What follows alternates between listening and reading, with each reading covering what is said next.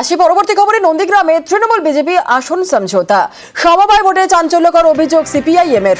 নন্দীগ্রামে দীনবন্ধুপুর সমবায়ের ভোটে জোট, প্রথমে সব আসনে প্রার্থী দিয়ে পরে প্রত্যাহার।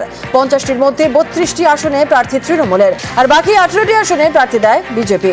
প্রতিপক্ষ না থাকায় সমবায় ভোটের আগেই ফল, 32 আসনে জয়ী তৃণমূল, 18 আসনে জয়ী বিজেপি। যতই তৃণমূল বিজেপির বিরুদ্ধে গলা ফাটাক বা বিজেপি তৃণমূলের বিরুদ্ধে গলা ফাটাক, কিন্তু কাজের ক্ষেত্রে বিগত দিনে পঞ্চায়েত নির্বাচনে আমরা দেখেছি মোহাম্মদপুরে পঞ্চায়েতের বোর্ড গঠনে তৃণমূল বিজেপি একে অপরের সঙ্গে যোগসাজশ করে বোর্ড গঠন করলো।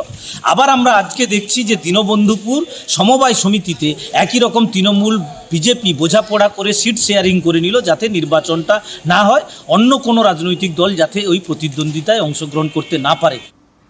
স্থানীয় স্তরে আসন সমঝোতা মানলেন নন্দীগ্রামের বিজেপি নেতা সুদীপ দাস। তাঁর সাফাই, ভোট হলে টাকা নষ্ট হয়, সমবায় সমিতিতে রং হয় না।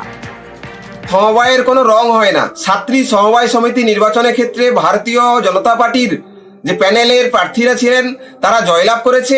সমবায় নির্বাচন করতে গেলে আপনারা জানেন যে বিপুল পরিমাণ অর্থের নষ্ট হয়।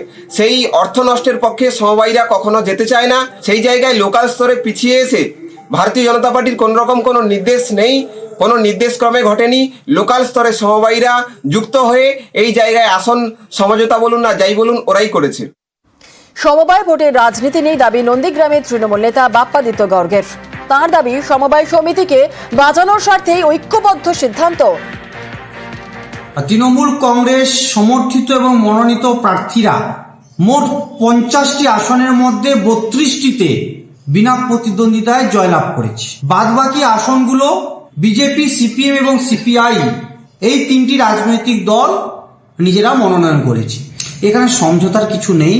এই সমবায় সমিতিগুলো একটা অরাজনৈতিক প্রতিষ্ঠান। এখানে কোনো রাজনৈতিক দল কোনো প্রতীক নিয়ে নির্বাচনে লড়াই করেন না। সমবায়কে বাঁচানোর স্বার্থে যারা দীর্ঘদিন সমবায় আন্দোলনের সঙ্গে যুক্ত ছিলেন তারা ঐক্যবদ্ধভাবে এই সিদ্ধান্তে তারা উপনীত হয়েছে।